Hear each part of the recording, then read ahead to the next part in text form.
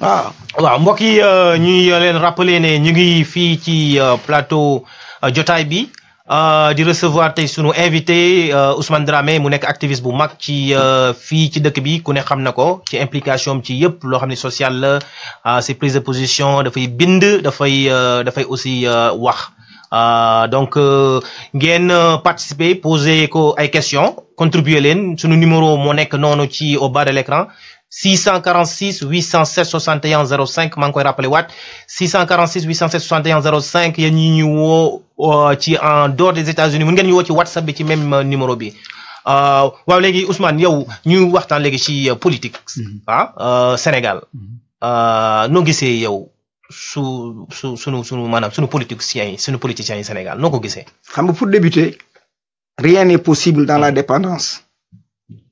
Rien n'est possible dans la dépendance. Aucun pays africain, comme le Cheikh Anta daan waxee, ne peut se développer sans l'autre. muy yoo xam ne ak dëgg la gu ne fi suñu kanam daa mel am ñag boo xam ne foog nga jéggi ko te ba nga ni xalaatuñ koo jéggi. Il faut savoir l'origine de ces indépendances. Indépendance yi les Nations Unies ñoo ne en 1954 jaaduwul ngay coloniser nit ba pare di ko jàngal démocratie. jaaduwul léegi la France ak l'Angleterre ak yéen ñi xam ne da ngeen coloniser ces pays du tiers monde bàyyi leen ngeen libérer leen parce que nous avons opté la démocratie pour un langage universel boo xam ne moom lañ bëgg a taxawal pour am communication bu wóor. kon yow France mënoo coloniser Sénégal ba pare dem di jàngal Sénégal yi démocratie loolu jaaduwul de Gaulle on les avait dit ça en 1954. ñu yeex di taxawaalu parce que France wóor na ko ne ab njëlam ak la muy lekk ak la muy yaakaar lépp ci pays africain yi la ko soonu kon du mën a tëb rek joxe noonu indépendance parce que préparé wu ko affaire bi di diriku ba ay 57 yooyu. ñu forcer leen ne leen pour Nations Unies dox te la démocratie di ko utiliser dama ne foog ngeen joxe indépendance yi ci la France ñëwaat. naan ku bëgg ma jox la ku bëggul ma téye la jamono wi non mag ñi fàttewuñ ko mbir mi noonu la demee France ci boppam musuñu am indépendance musuñu ko jox ma dina xamal leen ceux qui ont les archives du Sénégal damaa bëgg ngeen ci les archives du Sénégal ku ci gis benn lettre boo xam ne Sénégal ko mos a bind di laaj boppam damaa bëgg nga génne ko. mais ci jàng nañu ne bi nga xamante ni de Gaulle dafa ñëw Sénégal. c'est la conférence de Lomé c'est la conférence du côté bi may wax ni mooy bi nga xam te ne ni Youssou Ndour sax woy na ko 444 te nga xam ne ñoom Mbaye Jacques Diop dañu ñëwoon ñun ñu tuddee woon les nu ñu ko tuddee sax xawma les souleveurs xam nga les plancards les souleveurs de pancarte comme ñu ko tuddee waaw ñoom parce que la France ci indépendance par exemple moom ni Algérie ni mu amee kiyam ni mu ci processus de décolonisation par exemple Algérie ñoom ça a été une guerre quoi violente xeex la yooyu. dama ne le Sénégal. n'a jamais écrit une lettre à la France. Le Sénégal je dis. waxuma Mbaye Jacques le Sénégal n'a jamais écrit une lettre. pour à la France ni ko dama bëgg jot sama bopp mustam la France a été obligée. pour mu defee ko moom itam moo tax mu def ko. mais bu dëggal ñëwee Sénégal daal ne vous voulez l'indépendance prenez-la. non xam nga. loolu kay dafay wane ne moom en réalité boo ko xoolee sax loolu moom bëggul joxe indépendance c'est parce que gars yi. ñoo def ci moom pression ba nga xam ne mu waxee ne noonu ne leen soo leen bëggee jël leen. xam nga la conférence de Cotonou. y avait le para. moo ñoom Cheikh Anta Diop. moo ñoom docteur Kourouma. moo ñoom Gamal Abdel Nasser. moo ñi nga xam ne ay révolution ak ñoom Modibo Keïta ak ñoom Olympio. ñoo taxawoon di nga am fulle mais daal Afrique dañ am seen indépendance totale ñoo taxawoon di xeex pour mbir mi taxaw ban dajee Cotonou waxtaan ba déggoo ci benn point ne daañu d'accord pour am seeni indépendance yaa ngi dégg le Sénégal ci boppam opté woon na pour jël indépendance mais bi ndee ba ci biir De Gaulle contacté waa Sénégal dañoo daw booy seet indépendance le discours de l'indépendance du Sénégal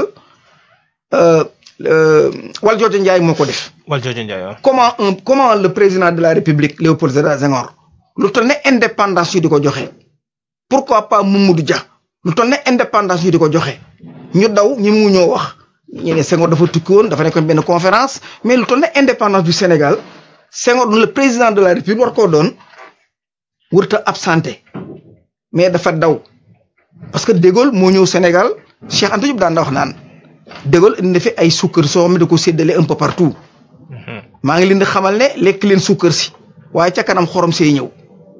waaw kon bokk li actuellement ci xorom. am nañu mbokk mu nekk ci line bi. waaw allo salaamaaleykum mbokk mi ñu ngi lay nuyu fooy wootee ak noo tudd. waaw ñu ngi ziar. ñu ngi dellu ziar. participer Allemagne la ñuy wootee bëggoon participer ci émission Papa Ousmane Dramé bi. waaw lu ci sa xalaat luy sa xalaat ci allo. donc loolu dafa dagg waaw ñu doon yeggale doon wax ci allo allo. allo. waaw ñu ngi lay dégg bu baax mbokk mi. waaw mun nga ñu wax sa contribution. waaw xanaa bëggoon ziar Papa Ousmane Dramé rek di ko jaajëfal. waaw. waaw di ko jaajëfal di ko wax ni ñu ngi fi Allemagne yu nit daanaka ci Sénégal yooyu noonu yi muy xeexal rek ci lañ bokk yàgg nañ fii ci àll bi. waaw ndax dafa am question boo ko bëgg a posé nag léegi. waaw moom daanaka waa question bi ma ko bëggoon posé kay mooy ban action lañ mën a def immédiatement. allo. waaw ñu ngi lay dégg bu baax mbokk mi da ngay fexe sa Facebook bi nga xam te ne ni moom ngay seetaanee nga xaw ko sorelee. waaw day indi interférence su fekkente ne yaa ngi seetaan di wax ak ñun day indi interférence donc mooy indi retard bi ngay gis nii so da ngay fexe tëj sa téléphone bi après nga allo. waaw donc waaw allo ñu ngi lay dégg bu baax. waaw ma ne Papa Ousmane Dramé dama ko bëggoon laaj. waaw. allo. mbokk bi ñu ngi lay déglu bu baax ñu ngi lay déglu bu baax posé question bi ñu ngi lay déglu. waaw ma ne papa dama ko bëggoon laaj man maa ngi Allemagne nag Sénégalais laa dama koy suivre ci Facebook bi wax dëgg yàlla bi mu commencé di génnee ay sorties ba tey. ma ne ko li muy kaas noonu ñun la koy kaasal ñun lay xeexal ma bëggoon laaj nag ban action lañ mën a def immédiatement. waaw pour def lan. waa action bu ñu mën a def immédiatement pour réveiller des consciences boobu Sénégalais yi mën a réveiller wu ñi nekk biir Sénégal parce que ñun ñi nekk déjà extérieur moom alhamdulilah. bu ñu Sénégalais yi yeewul sax liñ jot a gis ak sunuy bët yee nañu. d'accord baax na jërëjëf. mais sunu mbokk yi nga xam ne ñi ngi Sénégal billaay wallaay ñi ngi nelaw goo xamante ni doy na waar. waaw mu bëggoon nag laaj ban action lañ mën a def pour organiser wu ñun ñi nga xam ne ñoo nekk ci àll bi boole suñu bopp doon benn. waaw d'accord bàyyi werante bi ci réseaux sociaux yi. li ñuy xeexit ñu xeex ko dès maintenant pour suñu futur ma tax le temps passe trop vite. d'accord jërëjëf mbokk mi jërëjëf. ñu ngi déglu nag bu baax a baax di jaajëfal Pape Ousmane Dramé di ko ñaanal mu yàgg si loolu te wér. baax na jërëjëf ci mbokk mi woote jaajëf maa ngi lay ziara bu baax a baax nit bu victime foog moo am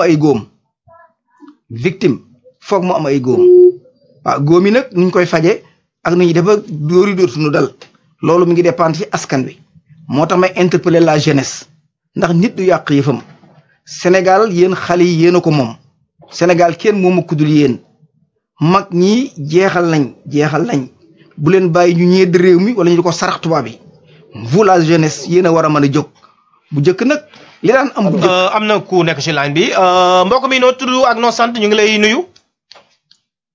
waaw maa ngi tudd El Hadj Sadio maa ngi wootee ba France. waaw El Hadj na nga def man li may wax. problème mu Afrique xam nga lan la. foog sama papa boobu noonu Mfama Moumbidjé mu xam ni problème mu Afrique benn affaire la. problème mu Afrique d'abord dañu war a réformer système bi mooy lan système éducatif bi d'abord. bu ñu réformer système éducatif bi ñi dellu précolonisation suñu maam yi religion yu ñu amoon tradition yu ñu amoon culture yu ñu amoon yaa may dégg. maa ngi lay dégg bu baax continuer. allo. waaw ñu ngi lay dégg bu baax mbokk mi continuer sa réflexion ñu ngi lay dégg bu baax. léegi foog ñu réformer école bi bu ñu réformer école bi ñu dellu système balaa tubaab bi di ñëw suñu maam yi dañoo am ay religion de quel droit soo ko waxee des fois gars yi dañu lay jàppee ay yéeféer nga non doo yéeféer nit mun na gëm yàlla maanaam man je me dis que de quel droit ñun dañoo war a jaamu islam de quel droit parce que loolu les Indes, les Indiens ont compris ça, les Russes, les Chinois ont compris ça. Quand ils ont voulu leur importer l'islam ou le christianisme, ils ont refusé. Mao a très bien compris ça. Tandis que nous, on n'a pas compris ça, c'est ça notre problème principal. Il faudra que les Africains retournent dans leur vraie tradition et la religion de leurs grands-parents. Lan moo tax ñi bëgg ñu gëmloo ni ki seen maam yi ay yéefeer lañu ay jaamukatu xërëm lañu te ñun nos grands-parents ont vécu plus de 1000 ans dans cette terre balaa yeneen xeeti di ñëw. Comprendre? Parce que toutes ces religions c'est soumettre la race noire, c'est de soumettre la race noire sur la suprématie blanche. Est-ce que yaa ngi may dégg li may wax? maa ngi lay dégg bu baax.